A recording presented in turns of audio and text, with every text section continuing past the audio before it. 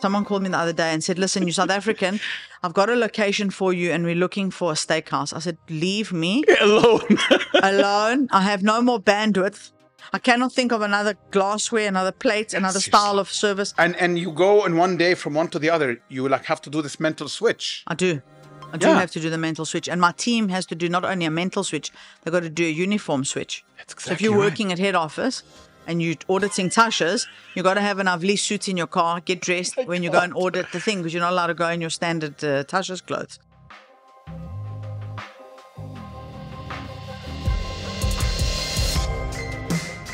Welcome to the Lighthouse Conversations, a podcast featuring entrepreneurs and tastemakers from the world of arts, culture, tech, and of course food. I'm your host, Hashem. If you're joining us for the first time today, hit the follow button in your podcast player to get alerted when we have a new episode. You can also listen to our extensive catalog of previous episodes on our website, thelighthouse.ae/podcast. As you may know, Michelin announced the second edition of their Dubai Guide this week. To know more about the process behind it, you can catch my conversation with Michelin's Gwendal Polonek and our chat with Dubai Tourism CEO Essam Qadim, who told us about their plans to turbocharge Dubai's food scene. You'll find both links in our show notes. I'm joined on the show today by Natasha Sideris. Natasha is the founder and CEO of Tashas Group, the company behind their namesake restaurants Tashas, along with an impressive and sought-after lineup of concepts, including Avli, Flamingo Room, Galaxy Bar, and her latest addition, Bungalow 34. No one-hit wonders there. Natasha's restaurants all proved successful over the years, with Galaxy Bar ranking the top 50 bars worldwide. Natasha has been in the food industry since she was 18. And then she started her own brand, Tashas, first in South Africa 18 years ago, before coming to Dubai and extending in the UAE. She exudes an authenticity that each of her brands inherits. Whether you walk into Tashas in Galleria Mall, the original, so to speak, or Avli in Dubai International Financial Center, each restaurant has a distinct identity, and yet there's an underlying timelessness that reminds you it's Natasha. I've been now around this F&B scene for the last 7 years, and frankly, there's very few that match up to Natasha's sincerity and authenticity. She's someone that's always been one phone call away, always happy to give advice, dispense ideas, and not afraid to speak her mind. I found that invaluable in an industry that's known for backstabbing and a lot of jealousy. And I'm very, very grateful to have her as a friend. We covered a lot of Natasha's journey during our conversation, the virtues and perils of ambition, timelessness when it comes to design, and why anyone who works for her seems to become a self-appointed ambassador for the brand. Natasha, cannot tell you how happy I am to have you here. Thank you very much. Very happy to be here. I feel like I have the SMSs to prove it. For 2 years, I've been chasing you and saying, I need to get you on the podcast. It's not a lie. And I almost cancelled this morning again. I know. I had a rough night. But anyway, here I am. Last night, I was sitting at home and I thought, I'm going to get a message from her. She's going to say, sorry, can we reschedule because I'm going somewhere, flying off to London or Saudi or whatever. Yeah. But I didn't. So I woke up this morning, I'm like, it's happening. Yeah, it's happening. It's happening. No, it's a pleasure. I want to start at a particular place. What drives you? You are someone who is, in my book, and there's probably many things I don't know, a chef, an operator, a tastemaker, so curious, insatiably curious about people, about things. I mean, you've come into this office now, you are taking pictures of certain furniture items. I love your offices. You're fantastic. You go to the concept store every time. Since the first time I met you, you would walk in and you'd say, where's this from? Where's that from? So where is this motivation coming from? Oh, wow. So if I have to go back to my roots, my mom was always a creative. My dad was a restaurateur and my mom was a dressmaker, a painter.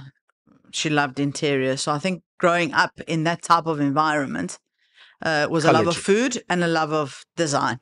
Okay. And then in terms of people, I actually studied psychology and sociology. And actually, when I finished my degree, I only did 3 years. I was invited back by Wits University to complete a postgrad and an honors in sociology, which I didn't do because I went straight back into restaurants.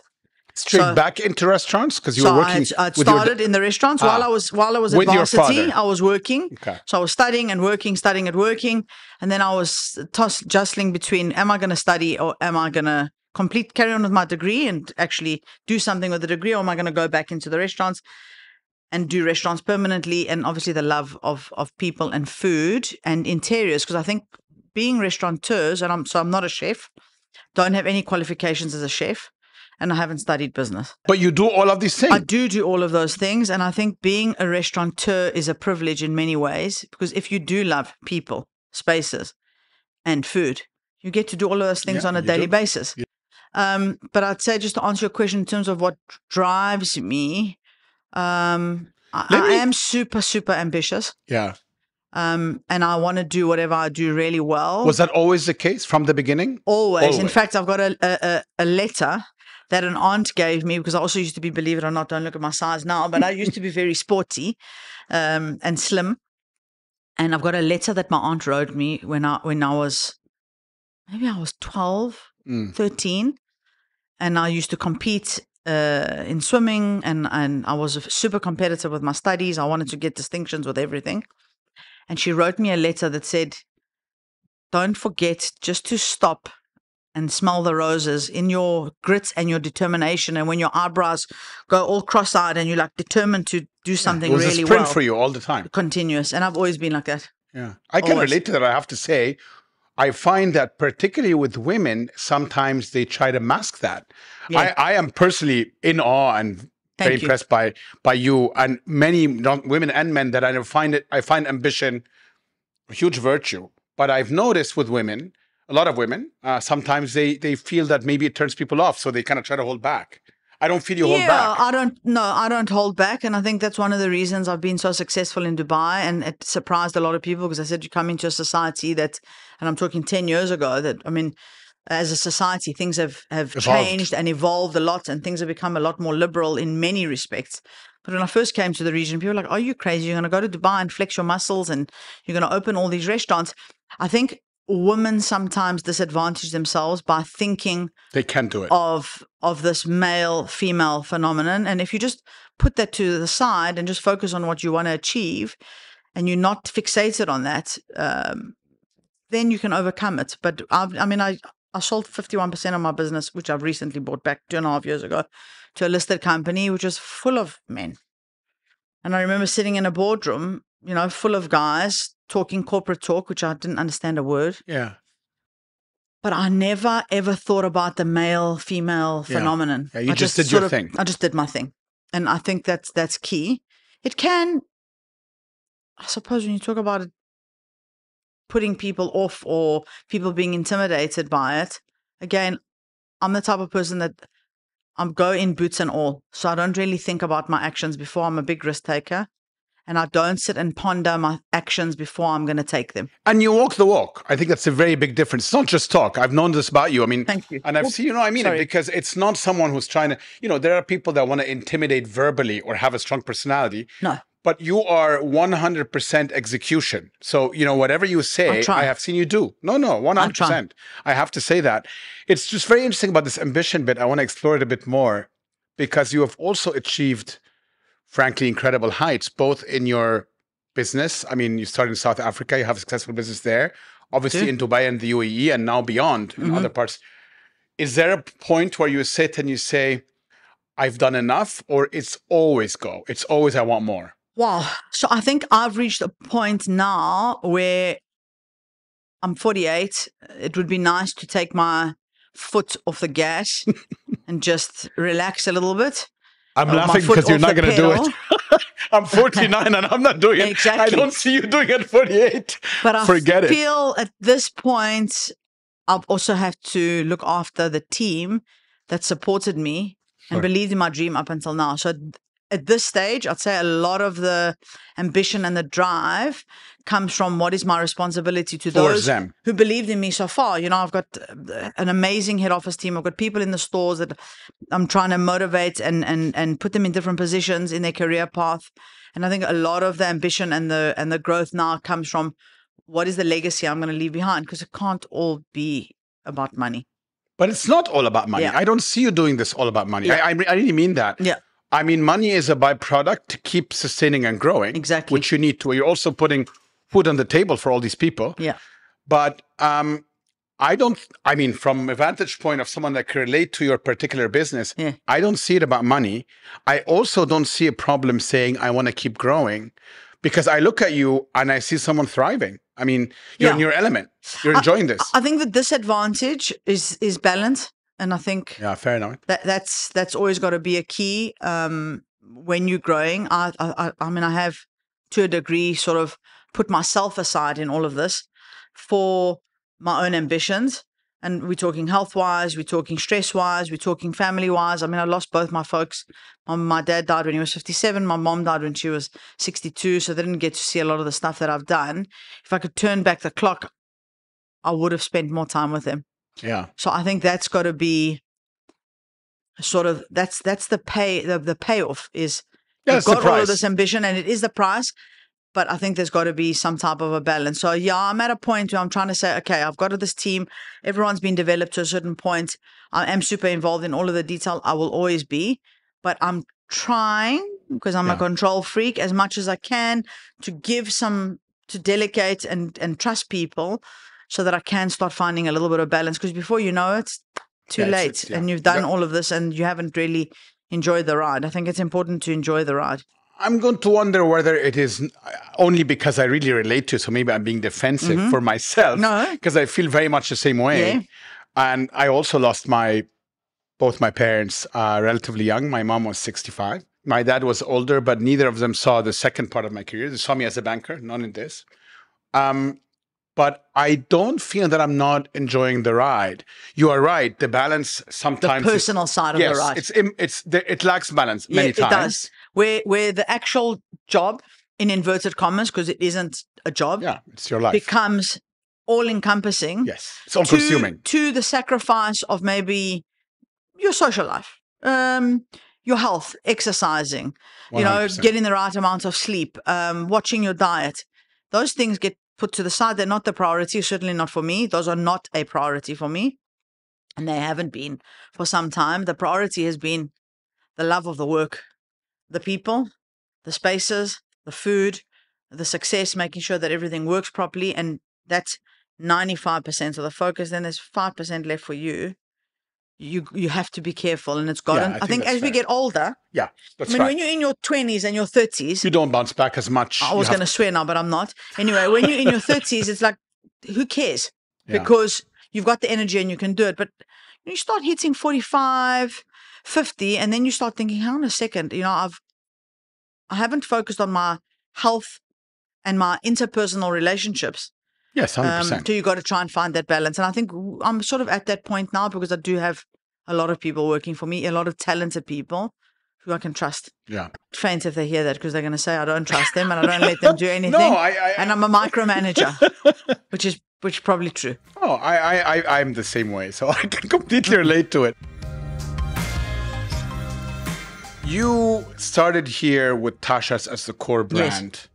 Yes. It still has a beautiful aesthetic. Thank you. What brought you to that particular aesthetic, which was in Dubai? Yeah. Was very new and very fresh. Yeah. And very importantly for someone like myself who looks at those types of things, I'm in the same business, very timeless. It still looks today as fresh to me as it did when I first walked into your first space. We're about to do a little bit of a renovation at Galleria. No, sure. But I meant the core element of the brand is fresh. It's because it's timeless. And what we try and do with our brands, and even in what we call concept stores, the Avlis, the bungalows, the flamingos, is we try not to do stuff that's gimmicky and of the now. Because of social media, and I call social media the devil, because it creates homogenization. It also creates very bad performance anxiety for restaurateurs, chefs, and anyone who's involved in this industry. It does create performance anxiety. You're always looking at what the other person's doing. Oh, we should be doing the same. We can do better. Why is she doing this? Why is he doing this? Exactly. Yeah. And it does create a lot of performance anxiety. But I'd say the reason why, Tashas is 18 years old this year. I'm talking from South African days. And in South Africa, we're seeing some double-digit growth despite what's happening in the economy, and despite all the other competition around us, because it's timeless. Yeah, absolutely. And I think that's really important. And when you're building a space that doesn't buck to every trend, and you're building a place that's classic, and your food is also not overly trendy, I was and going to say, the food is timeless as well. exactly, then you've got something that can last. So how did you, let's go back to the beginning of Yeah. this, when you built the brand, when you're looking at the value drivers. Yes. Was that actually what you said? Was the brief, guys, I need to work on a menu and a look that's timeless? Yes. So I wanted a space. I said, we thought about a million names, and I didn't actually want to call it Tashas because obviously it comes with a lot of responsibility. I've got to change my name. Yeah. Your name is at the door. When I sell, I'll become Susan. Anyway, so the brief to the guys who were doing the branding, who actually are still with me today, AM Creative, we've actually partnered and we own 50% of their business now, and we're going to offer our services to other clients. Amazing. To my best friends, Alex and Malpa. When I started briefing them on the logo and the branding, I said, guys, let's not do something that's trendy. Let's not do something that's clever. Let's not do something that's got like an emblem with it. Let's just do something that's really classic, and let's choose a font like a Helvetica that's just going to be simple, okay? And then when we were working with the interior designer, I said, design me a space that's going to feel like my home. I just want it to be timeless. I don't want to have to think about changing finishes. I want hard-wearing, hard-working surfaces that are going to just patina and get better with age. It's not easy to stick to, hey? No, it's incredible. Pressurized with all the different trends and things. We're opening in London now. I'm taking my original Tashas look. To remind yourself. From 18 years ago. I'm taking that original look and I'm putting it in London. For the DNA. Exactly. But it's amazing. I'm smiling because I was just telling you earlier that, you know, the first design here of the first lighthouse we had was actually the person that designed my house. There so we it was go. quite literally designed my house first. Yes. And then I told her, oh, I want you to do a restaurant. She's like, I only do residential. Do me a resi restaurant. And that's why the lighthouse looks that, because I wanted exactly the same thing, that timeless element. And I told her, just convert this thinking into a restaurant space. I don't want it 5 years from now to be like this green is stale. Exactly. This font is this. Take it off. Yeah. Or no one eats avocado. You have to change the whole menu. And I think, to me, honestly, for those types of brand like yours, that's the key element. Well, I think Lighthouse has also got that. It's got that light, bright, easy, breezy feeling. And obviously, as you go from different location to location, you can moody it up and make it sexier, lighter, darker. But it's still got that that feeling that you can just breathe. And I think you guys have done that very successfully. I mean, we were talking about it earlier. When we talk about our competitors, you're up there, you know? Just the fact that you call us a competitor. No, you definitely are. You definitely are. With the price. Thank you. Thank you. So Tasha started, how many did you have in South Africa before you came here? Oof, now that is a difficult question. I'll go back in time. Maybe 10. 10. And how many years was that? So we're 18 years old in South Africa and we're 9 years old in Dubai. Okay, so you were like about 8 or 9 years in South Africa. 8 or 9 years in South Africa. And we had been approached for the United States, the UK, Australia. So Australia, too far for a control freak. Different time zone. Can't even phone them. Yeah. No. Australia is not even on planet Earth for me. It's like somewhere else. The United States also just too vast, too big, different time zone. And every city is a mini country. Exactly. Different. And then we had been approached for Dubai and I thought, shit, this makes sense because it's an 8-hour flight. Had you been here before? I had been through Dubai. I hadn't stayed. So you didn't and know when I came to visit, every time I say this, people are like, what do you mean? But in terms of a culture, no, not a culture, in terms of lifestyle, it's very similar to South Africa. Yeah, it is. We're not a walking culture. South Africa is also not a walking culture. We're a mall culture. We're a driving culture or driving lifestyle. It's quite similar. And then I'm Greek, so born in South Africa, but I'm Greek. Yeah, so you get it. And the Arabs and the Greeks, we're the same. We're very similar in terms of culture. So it was an easy move for me and I wasn't sure if it was going to work. So the 8-hour was a very important thing for me because if there was a problem in the restaurant, let's say I was back in SA and I needed to quickly fly back to Dubai. You can do it. Next minute I could be there. A problem, someone needs to call you. They can call you in the same time zone. But we came in very cautiously. I had no clue. I remember those first 4 days in Galleria and I was like, oh my God, this thing is not going to work. There were just no people coming through the door. And day 4, we just got slammed. You literally hit it on the mark because we did. People would go there when we were opening the lighthouse a few years later and we were looking at what's in the market. Yeah. And, you know, it was the one brand that connected with Emiratis Yes. at the time. It's Yeah. kind of an all-day brand, which was incredible. But then it connected with everybody else as well. All the expats, people Yeah. like myself, loved it. Would take their kids or even without kids there. So you really hit kind of that something at the time. I'll tell you what I think it is, because we've done the same in South Africa. So when we started Tashas in South Africa, the market was full of themed restaurants, pretty high end. So Italian, Yeah. Greek, Chinese, whatever you name, but pretty high end. And then there was a lot of mass, Yeah. but there was nothing in the middle of yeah. sort of just below the high end that still feels special, but it's affordable. Yeah. And you can come every day. And so there was nothing like that. And that's what Tashas did. And when we came to the UAE 9 years ago, just think about the market 9 years ago. There was nothing. There was all the big players, the Zumas, the LPMs of the world. There was nothing. A lot of themed restaurants and then a lot of mass. And there wasn't anything in that segment. So I thought, well, you know what? We're just going to take what we've done, bring it here. When we did, if you remember, when we did our competitive analysis, there was only Tashas in terms of that segment. Well, now there's a lot. Now there's a ton. Well, now there's a lot. I don't know if there's a lot of brands, and it's the same in South Africa. There's a lot of single units, what I call mom and pop, without any disrespect, mom and pop concepts. Yeah, and, neighborhoods. And actually, there are some amazing ones, and I take my hats off to a lot of the local Emiratis who are doing some amazing and work. some great coffee shops. And some great coffee shops, but there aren't a lot of brands. Think of a brand. You know, Lighthouse is a brand. Tashas is a brand. And when I say a brand, I hate that word. It's not I know exactly what you typical mean. franchise thing, but it's got legs, it can scale, but it still feels special. So now the market's changed completely. There's a lot of competition competing with Tashas, a lot of competition competing with Lighthouse, but it's single operator units. Yes. Yeah, no, you're right. So Yeah. we see now the competition very much at that very hyper-local level. Mm-hmm. At Mall of the Emirates, I have my competition there. Yes. In D3, I have my competition here. here. Exactly. But it's not, you're right, with very few exceptions, Tashas being one of them, there's very little that's across. I'll tell you why. It's difficult to scale. Oh my God, it's so difficult. It's difficult to be a multi-unit operator. It's difficult to replicate and duplicate. So I think what happens a lot is that guys will open a store. When they go to their second unit, the wheels come off. Yeah. Our wheels almost came off when we opened MOE. No, but I think you got your wheels solidly on. How many you got now? 4 or 5? We have now 4. So you got 4. Yeah. 4. And they're all amazing. So yeah, thank you. I felt the wheels of my head came off. Yeah. But we put them back on. Exactly. But this is a very good point, because the scaling, the risk becomes different. Because I think with one location, as you said, rightfully said, when you came the beginning to Galleria in Jumeirah, it was, will it hit or not? And it did. Yes. But as you grow, the question becomes, well, now operationally, can I do it, right? Well, that's the key to everything. Yeah. So if you look at Tasha, South Africa, 18 years old, and we've held it together. And there's a very big difference in South Africa. Here, I own the restaurants. They're mine. Myself and my partner, Mubarak bin Fahad, we own the restaurants, of course, and my brother, because we do everything together. His kids called me the other day, 2 little brothers. And the one wants to start a business. And the other one got upset because the brother doesn't want to involve him in the business. And I said to him yesterday, I said, my boy, do you see me and your dad? We've got everything 50-50.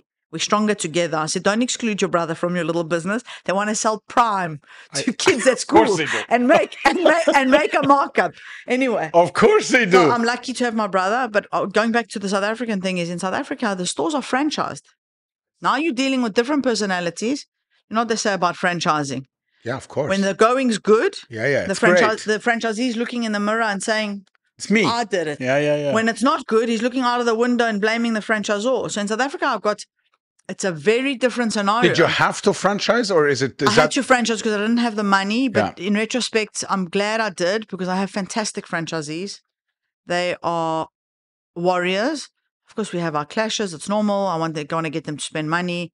They don't want to spend so much money on the interiors. Then I want this type of food on, and they'll come to me and they've got their own idea what they want to put on. But overall, I've had the same franchisees in all of their venues. I've had 2 venues that have changed franchisees. Everyone else is the same franchisee from the beginning. That's a testament to the relationship. And we've got a fantastic relationship. We have a few boxing matches. Of course. But we okay. And for a control freak to trust the franchisor. Not easy. Yeah, but we have a big head office team, so we drive them mad. We audit. So a normal franchise, what you'll do is you pay your franchise fees. Yeah. That's what happens here in Dubai. They sign up for a franchise. The franchisor or the founder the founders team will audit once every 4 months at best. Yeah. We drive our franchisees mad. We audit like once a week. They hate us. Yeah. We drive them. But that's the only way you keep the quality. Around the twist. Yeah. We drive them mad. We've got a thing called the Standard of Excellence. It's on an iPad. Never used to be pen and paper before. And we audit every single thing. We taste all the sauces. We taste the dressings. We check the mirrors. We check the cushions. We audit them. Then they've got 7 days to follow up. That's amazing. We drive them crazy. You just brought me to something I wasn't planning to ask, but I'm going to ask it now. The sibling situation. That's very interesting. Are you the only 2 siblings? Mm-hmm. And are you able Brother to... and sister. So this is something... I'm the older sister. I whip him. Oh, wow. Okay, I have an older Beat him. sister too, which whips me too. And, we're not in business together, but, we were brought up with an understanding that whatever is there, if something is there, it's 50-50. Yeah. But how did you manage to have that relationship and not... Because No, we fight. We still fight. No, of course you fight, but I mean, the pressure of the business, which I'm familiar with, then the pressure of its family, not only family, you're like 2 siblings. There's money involved. There's families involved. Well, that comes to my first conversation, is that sadly, our relationship, we're close. We're super close. But our closeness is around the business. And we now have to learn to be as siblings we've matured, outside. we have to learn to be siblings out. And that's all, it's psychology. Because 100%. I was 18 when I got involved in the food business, besides Tashas, so 18. And he studied interior design. And when he left school, he joined me at Tashas. I think he joined me a year into the first Tashas, 18 years ago. And the last 18 years have been mainly a business relationship. Of course, we love each other. Of course, he leans on me. He's got problems. It's the same with me, but we don't have that proper sibling relationship. We've got a work relationship. Yeah. And now you're trying to... Yeah, because I think that's the danger when it becomes all-encompassing. Your work, when you love what you do, can take over everything. Everything. And my mom was always scared of that. She'd say, you guys must be careful. You're opening too many. You're doing whatever. I mean, because she wasn't a risk taker. And thank God I didn't listen to her. And I did what I did. And she was like, I can't believe you're going to go to Dubai and open in Dubai. Anyway, that's another story for another time. But I think one of the things that she was worried about is that the relationship changes. The dynamic changes. Yeah, no, I mean, I can relate to this. I'm also close to my sister, but my mother was always a buffer in between. Yes. And when she passed away, we had to all of a sudden deal directly with each other. Difficult. And I assumed we had a very close relationship. We kind of did. But really, we didn't, in the sense of, I was involved in her day-to-day life and vice versa. Now we had to be, because we also have joint assets. Yeah. And I used to think of the joint assets as primarily some land that our parents left as a curse and be really angry at my parents. You can ask my therapist, that I have to deal with this. And I've learned to really see it as a blessing because it forced a relationship. Exactly. And once we sorted out the land issues, we actually became close again. Well, would have never happened without. Yeah. So obviously, maybe my brother and I wouldn't be as close as we are if we didn't have the business. But there is some work to be done. And I'm not talking brother relationship. I'm talking even friends. So my 2 best friends are also the people who do the branding. My interior stylist is also one of my best friends. Yeah. And at some point, the lines become blurred between work and friendship. And you have to carve out time. You're right. You actually have to have the maturity. And I think I've only matured now the last 2 years to try and say, okay, this is work. Stop. Yeah. And now let's go have a drink. Let's go have some... And let's forget. And let's go on a holiday about... together and not talk about... It's hard. When we come back, more brands and countries in the Tashas Group timeline and why Natasha never wants to open a restaurant in Greece.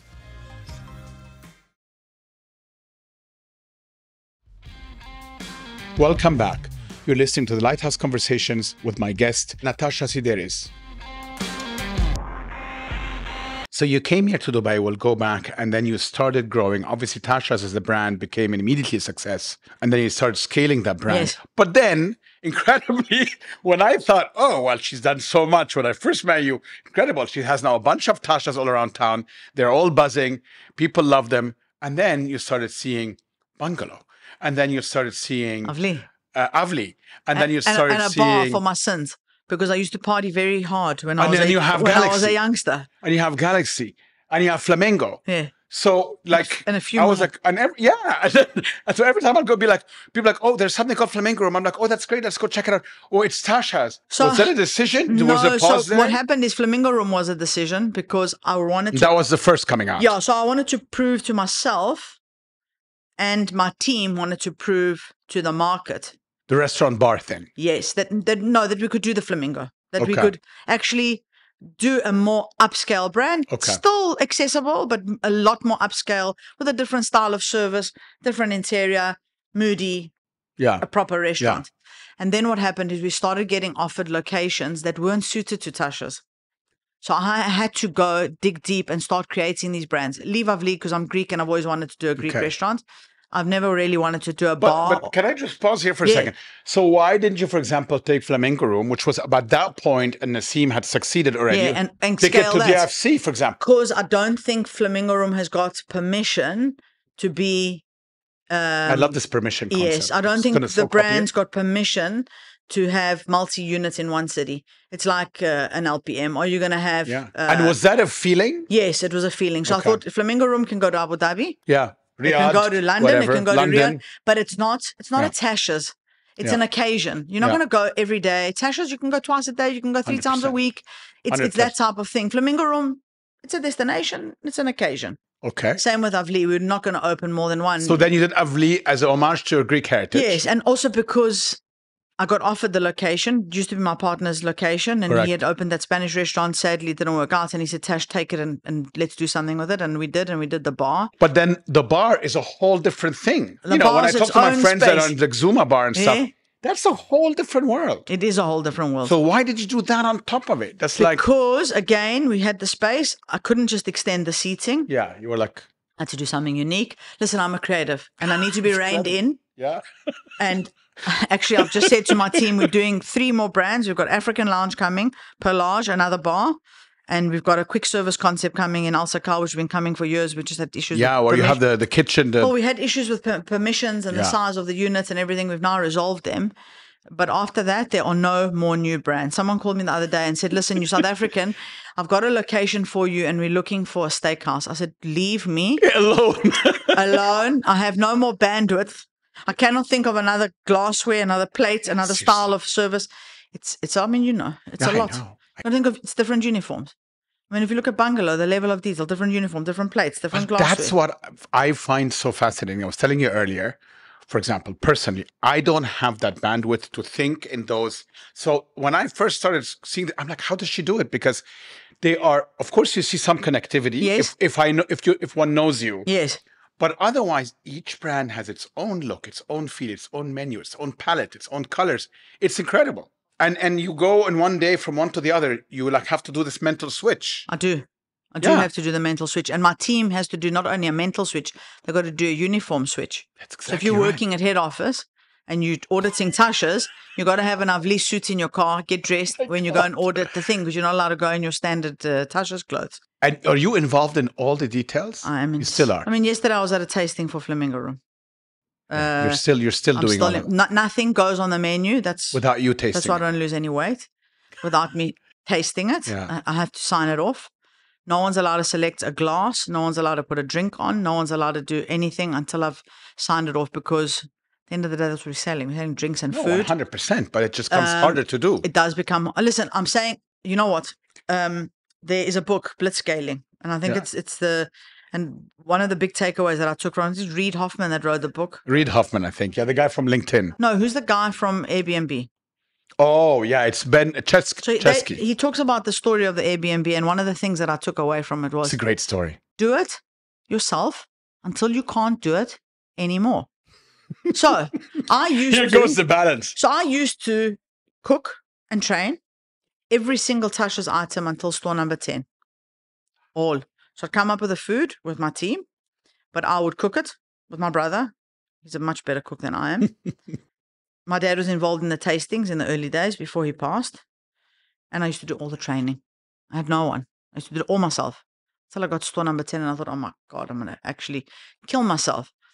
So what I like to think is along this journey that I will do all of the detail until it gets to a point where I can't, and I'm going to have to select some things. I'm going to have to trust my team to say, okay, you know what? They understand the palate now. Go ahead and put on those Tashas dishes without me actually physically having to taste them. I'm getting there. But it's slow. My team's getting there. It's slow, not because of my team. It's my fault.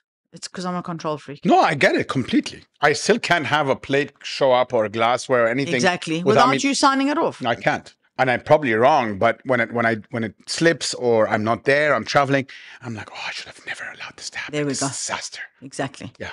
Sadly. So yes, I am, to answer your question, I am still involved in all the detail, the nitty gritty detail. If you see the notes on my phone, you'll laugh. This is just from a few store visits yesterday.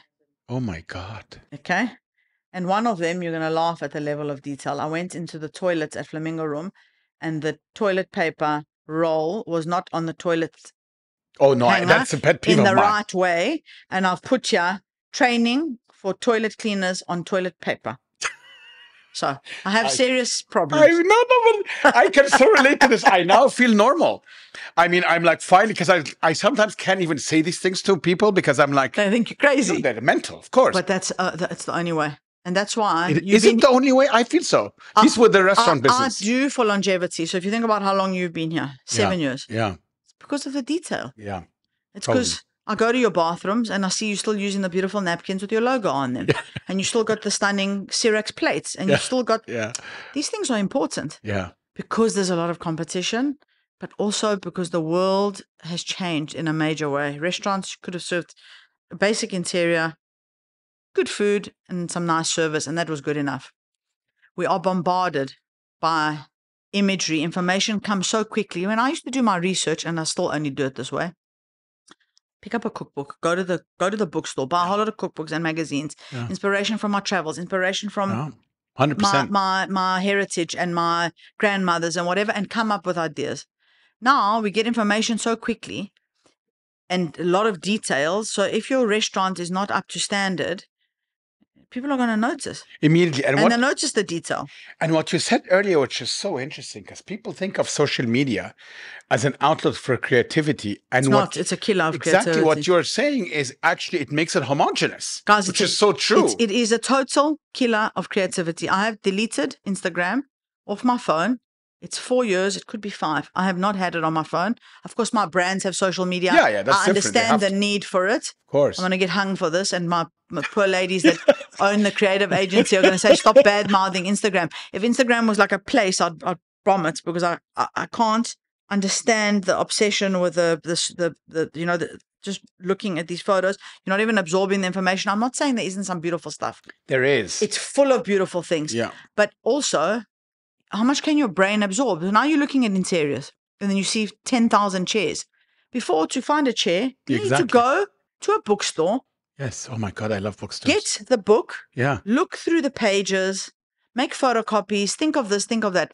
Now I can look at 5,000 chairs in just like this. And it's the race to mediocrity, frankly, to your point, because you wind up being always at the middle. It's never, you can take no longer take risks almost. Exactly. You kind of wind in the middle where everybody wants to be and it's crowded in the middle. Exactly. And it sucks. No original thought. It's no original thought. Exactly. It's a problem. Hence, we see, frankly, I'll be very honest, a lot of Dubai has nothing but new restaurant openings.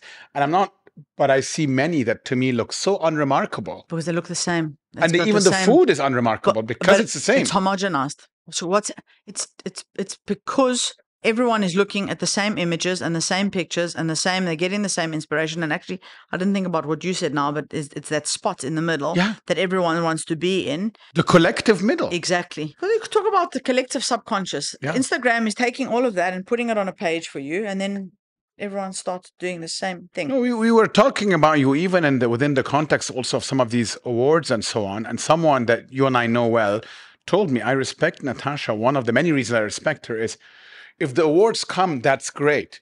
But she's one of the very few large operators that are not chasing it. It's very obvious. You do your thing.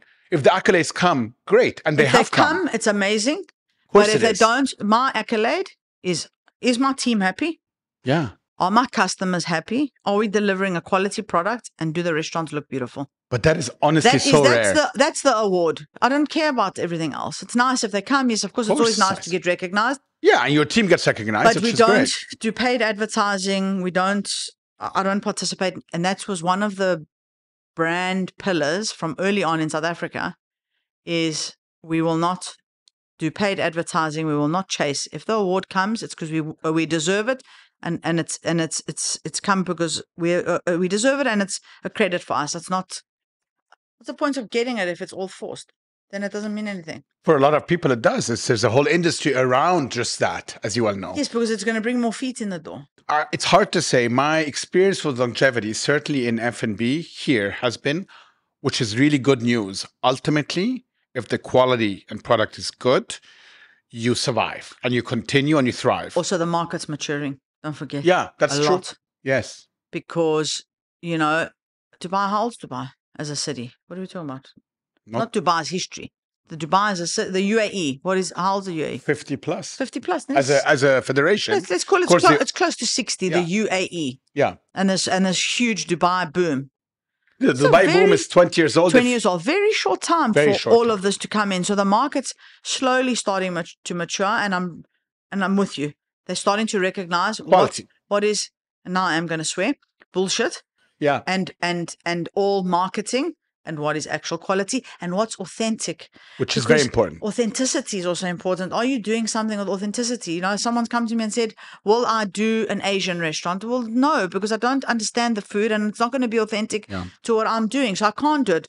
Before Avli was Avli, it was a Spanish restaurant. Yes. And he wanted me to come up with a Spanish concept. I said, it's not me. I can't do it. Can I put a Spanish dish on one of my menus? For sure I can. I can do a basic paella. Yeah. But am I going to do a whole restaurant based on Spain? I can't. I don't understand it. It's not for me. And then he went and did it with actual Spaniards from Spain, which is great. So I think authenticity is also important in what you do, because if you want people to connect with the product that you're giving them and the experience, then it also has to be real. But they can't connect with something that's fake. How Greek was your upbringing? Very Greek. So 3rd generation South African. On my dad's side, 3rd generation. On my mom's side, 2nd. Amazing. But I went to a Greek school in South Africa. Okay. So it's very Greek. Grew up with all the Greek traditions. Only spoke Greek to my grandmother. In fact, to both. And then, I'm very Greek. And I go back to Greece all the time. So begs the question, why didn't you open in Greece? No, because I want to relax in Greece. And I want to retire in Greece. I don't want to be thinking about... I'm so with you. We've got 2 sites people have offered us in Greece. And I said, leave me alone. My guy, my MD here, Stefano, says, you know what, we're going to go and open them and you won't know that we've opened them. I said, you're going to ruin my life. Please, but you're leave so me right. alone. I feel the same way about Egypt. People open Egypt. I'm like, no, that's home. It's personal. That's when I want to relax. Exactly. Yes. The last thing I want is to drag my work into home. And then if anyone says a beep there, I'm going to take it so personally. Exactly. Here, I can somehow still dust it off. They're impossible. No. We're not opening in Greece. Doesn't matter what they think if they're listening. Or they're going to listen later. Please, don't even think about it. No. So you now have a few more brands in the pipeline. In the pipeline. Yeah. So this is over the next year. Yeah, until the end of the year. So at Circle, you're opening Daraiya in Riyadh. I saw your... In Riyadh, we're opening a multi-concept unit. So we've got Collective, which I'm a partner in, with the Gregs, Nikki Gregg, who's also an interior stylist. So we've got that beautiful gift store on the side, the high-end African stuff. Flamingo Room. On the 2nd floor, we've got the African Lounge. And on the top, a stargazing roof terrace, which is not a concept, but it's just beautiful to look at, sculptural furniture. And we're going to put a couple of telescopes and people can look at the stars. Oh, that's amazing. What's the African Lounge? Explain me the concept. Again, by virtue of the space, I had to create something. So we get the space in Diriyah. I saw it. It's massive. Yeah, it's massive. And I think, what am I going to do on the 2nd floor? I can't put a Flamingo Room on the 2nd floor. Pink. People don't. It's going to be empty, and no one's going to come. Everyone's going to occupy the bottom floor. What gives them a reason to go upstairs? So I start thinking, what goes with the Flamingo Room theme? It's a bit of an Africa. Let me push the African element completely, and give people this tented sort of safari-esque type of space. It's going to be non-alcoholic, both here and in Abu Dhabi. Because that's something I love about you, that you don't shy away from seeing, which I completely agree with, by the way. Yeah. the concept of a bar can be very much non-alcoholic bar. It needs to be the same amount of thought and carefulness that you do with it. People are like always poo-poo non-alcoholic bars. Listen, non-alcoholic is going to be a big segment in the market. You know, the alcohol companies are fighting for non-alcoholic because the youngsters of today aren't drinking as much. No, they're not. Anyway, so I think, what can I do? And I go to London and I eat at Sketch. And I think, oh, wow, you know, a high tea concept could work in this African lounge because we're going to have non-alcoholic cocktails and high tea. So we're doing beautiful high tea. We're serving from 12 until about 5:30, 6. And then the high tea goes away. And at 7 o'clock, we've got proper African bites influenced from all over Africa, specifically South Africa. We've got a lot. Of course. And I'm talking small little meals people can come and share. So we're giving a sexy bar feel with non-alcoholic cocktails and this high tea and the nibbly bits that we call them, which is quite African, in this green tented space. And it's like a supplementary to Flamingo Room, and I'm hoping that it's going to work because we're going to have 2 soon. Abu Dhabi's opening first. And Abu Dhabi, the same kind of concept of 3. Exactly. Okay, exactly it's a the same. Space. Yeah, so in Abu Dhabi, actually, there's 4. You walk through Collective, there's an African lounge, a Flamingo Room, and another bar for my sins right at the back called Perlage. A red bar this time, not a blue bar. God. I have a couple of follow-up questions here. Do you ever, before your openings, worry, or are you the type of person that, because obviously you're a risk taker, but are you sitting there the day before and you're like, oh shit? Is this going to, oh no, definitely. You are. Bungalow, I thought, what have we done? We have signed in a very obscure place. Yeah. The whole of Dubai likes to turn left. Yeah. They don't like to turn right. Yeah, exactly. They all want to party at the beach and you're creating something civilized, frankly. Exactly. And I thought, what have we done? What have we done? And we put so much effort and energy into it. So obviously we're always nervous. That's another thing. You can't, even doesn't mean because all of your restaurants have succeeded that the rest are going to succeed. You can't go with arrogance. And it's what I've told my team about London. We're successful in South Africa. We're successful in Dubai. We're going to go hand in hat to the UK. We're going to open. We're going to give good food, beautiful space, great service. Please God, it works. Yeah. No big plans. No 30, 40, 50, 60 stores. Yeah. 1 store. Let's see how it goes. Sadly, the restaurant business has become a machine. It's an industry. When people talk about the restaurant 100%. industry, I hate that word industry. It's not an industry. What are we? No, but it's also what you said, right? Your success fuels contacts that show you locations, and then it becomes a bit of a drug, right? And then you're like, oh, this is beautiful. I really should do something. I should do something. And then you keep going. Yeah, but I'm not going to anymore. This is it. I'm drawing a line in the sand. I'm going to do these 3 new brands, and it's over. And we will try and scale the ones we have. Is there a part of you, because I know you're ambitious and you were forward-looking, that said, well, you know, London is kind of big boy league. I'm not at all belittling where we are here. I think Dubai, is, if anything, has a much better today. It does. Restaurant scene than almost anywhere in the world. Yes. But were you like, I want to play there in that sandbox? I'll tell you what happened. Is for Tashas as a brand, I think we've reached our capacity. Maybe there's opportunity to do one more in Dubai. Yeah. Of course, Saudi is a big market for us, but it is notoriously slower in terms of pace. It's just the nature of the place. Yeah. You know, it's not fast. I can't open many. I'm going to go slowly. It's not going to happen in 6 months. No. Okay. So then I thought, where else can we take Tashas as a market? And the UK is the next logical step for us. I think it's going to be the most challenging. Hectic barriers to entry. Yeah, and it's a Rentals big market. Are high, very competitive market. I mean, super competitive. Hiring. The labor. Tough. You use your current, your admin and your team here to, I mean, how do you do that? Yeah. So we're going to use our current admin and our team. Until you go there. And until we go there. And if it works, then we'll start building a smaller team there. But I've taken Kyle, who's worked for me for the last 10 years, to London. I've moved him to London already, so he's starting to set everything up. The biggest threat to growth, if I'm giving advice to people who want to do multi-units, is training and culture. Because can you do a beautiful design? Yes, you can. Can people come up with a nice menu? Most people can. Those things are doable, but the culture and the training are very important. That's why we've brought a lot of South Africans and Zimbabweans over. It is incredible how many South Africans and Zimbabweans you've brought here that I've seen in your shops. And of course, some of them get poached and they go somewhere else. I think it could be like 300. But I was going to say, I know. And I've had a few working for me as well over the years. 300, 350. It's incredible. And they have such loyalty to the brand. Even when they leave, they become ambassadors. I know they do. which because we've had one or two over the years, and they're ambassadors quite literally to the brand. I know. And that matters to you, I think. Very important for me. Yeah. Why? Is that part of giving back? Is it part of a legacy? So you gotta think that what you're doing is, yes, you have a business, you're making money, you're feeding customers, but you're also employing a whole lot of people, and they have got families and people that they are responsible for. And that matters too. Big time. Huge.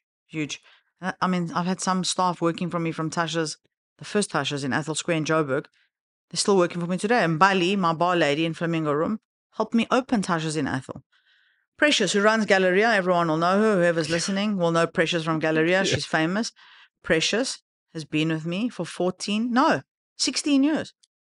She started as a scullery washing dishes. She's now the general manager of one of my busiest restaurants. Incredible. So you have to... Amazing. You have to give back. You have to grow. And yes, the staff are important for me.